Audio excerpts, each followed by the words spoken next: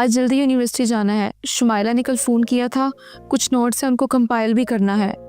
मैं जाऊँ?